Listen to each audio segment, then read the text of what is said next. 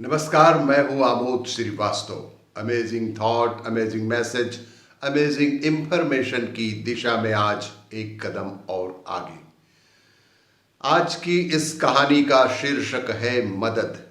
आपको ये मेरा वीडियो अच्छा लगे तो लाइक करें, शेयर करें और लाल बटन दबाकर सब्सक्राइब अवश्य करें। साथ ही बेल आइकन दबाना बिल्कुल ना भूलें।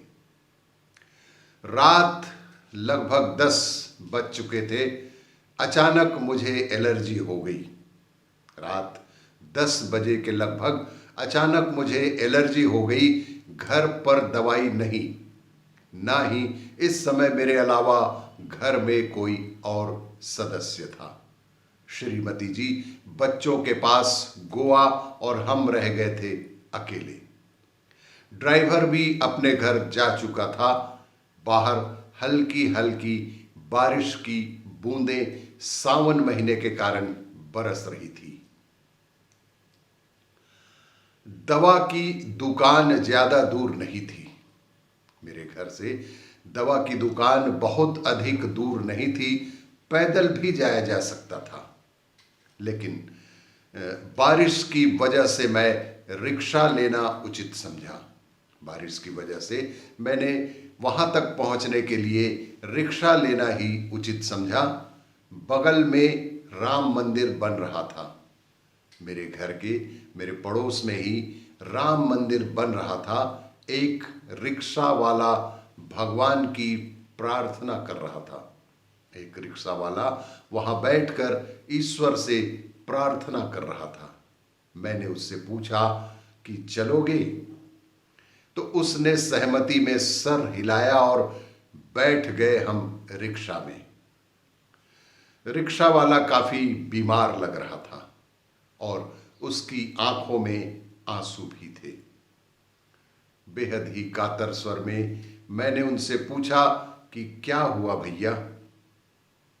मैंने रिक्शे वाले से पूछा कि क्या हुआ भैया, रो क्यों रहे हो और तुम्हारी तबीयत बिल्कुल ठीक नहीं लग रही है। तब उस रिक्शे वाले ने बताया कि बारिश की वजह से 3 दिन से सवारी ही नहीं मिली। बारिश की वजह से 3 दिनों से कोई भी सवारी नहीं मिली और वह भूखा है। बदन दर्द भी कर रहा है।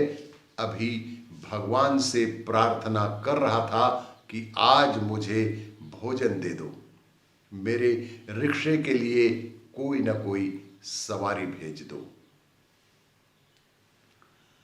मैं बिना कुछ बोले रिक्शा रुकवाकर दवा की दुकान पर चला गया। मैं उससे बिना कुछ बोले रिक्शा रुकवाकर दवा की दुकान पर चला गया। वहां खड़े खड़े सोच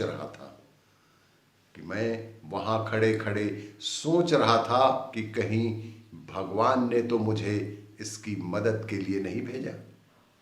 अकारण सा ही सही एलर्जी हुआ और मैं आज अभी यहाँ तक पहुँचा कि शायद भगवान ने मुझे इसकी मदद के लिए ही भेजा है। क्योंकि यदि यही एलर्जी आधे घंटे पहले उठती तो मैं ड्राइवर से दवा मंगाता। रात को बाहर निकलने की मुझे कोई ज़रूरत भी नहीं थी और पानी न बरसता तो शायद रिक्शे में भी मैं ना बैठता। मन ही मन भगवान को याद किया और पूछ ही लिया भगवान से, मुझे बताइए क्या आपने रिक्शे वाले की मदद के लिए ही मुझे भेजा है? मन में ही मुझे जवाब मिला कि हाँ, इस रिक्शे वाले की मदद के लिए ही तुम्हें भेजा गया है। और मैंने भगवान का, ईश्वर को धन्यवाद किया। अपनी दवाई के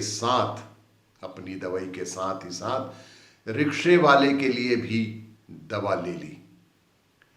बगल के रेस्तोरां से छोले भटूरे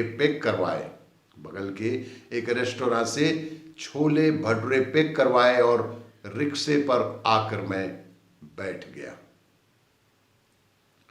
जिस मंदिर के पास से रिक्शा लिया था वहीं पहुंचने पर मैंने रिक्शा रोकने को कहा। उसके हाथ में रिक्शे के भाड़े के रूप में मैंने 30 रुपए दिए। रिक्शे के भाड़े के रूप में मैंने उसे 30 रुपए दिए तथा गर्म छोले भटूरे का एक पैकेट और रिक्शे वाले के लिए लिया गया दवा भी उसे देकर बोला, खाना खाकर यह दवा खा लेना। खाना खाने के बाद ही यह दवा भी खा लेना। एक एक गोली ये दोनों अभी और एक एक गोली कल सुबह नाश्ते के बाद। उसके बाद मुझे आकर फिर दिखा जाना और भी जैसी स्थितियां बनेंगी उस हिसाब से आगे की तैयारी की जाएगी। रोते हुए रिक्शे वाले ने बोला, मैंने तो भगवान से 2 रोटी मांगी थी। मैंने तो आज भगवान से सिर्फ 2 रोटी मांगी थी, मगर भगवान ने तो मुझे छोले भटूरे दे दिए जो कई महीनों से इसे खाने की मेरी इच्छा थी। साथ ही दवा भी आपने दे दी। आज भगवान ने मेरी प्रार्थना सुन ली और जो मंदिर के पास उसका बंदा रहता था उसको मेरी मदद के लिए भेज दिया। कई बातें वह बोलता रहा और मैं स्तब्ध होकर सुनता रहा। कई बातें रिक्शे वाला अपने आप से ही बोलता रहा और मैं स्तब्ध होकर सुनता रहा।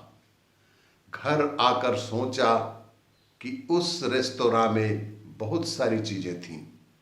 मैं कुछ और भी ले सकता था, समोसा या खाने की थाली, पर मैंने छोले भटूरे ही क्यों लिए? उस रेस्तोरां में इतनी सारी सब्जियां, भात, दाल, पूरी थाली उपलब्ध थी कि मैंने छोले भटूरे ही क्यों लिए? क्या सच में भगवान ने मुझे रात को अपने भक्त की मदद के लिए ही भेजा था? क्योंकि रिक्शा वाला कह रहा था कि बहुत दिनों से उसे छोले भटूरे खाने की तीव्र इच्छा हो रही थी। हम जब किसी की मदद करने सही वक्त पर पहुंचते हैं तो इसका मतलब उस व्यक्ति की प्रार्थना ईश्वर ने सुन ली है। और भी इसी तरह की जानकारियों के लिए देखते रहिए मेरा वीडियो। लाइक करें, शेयर करें और सब्सक्राइब अवश्य करें। धन्यवाद।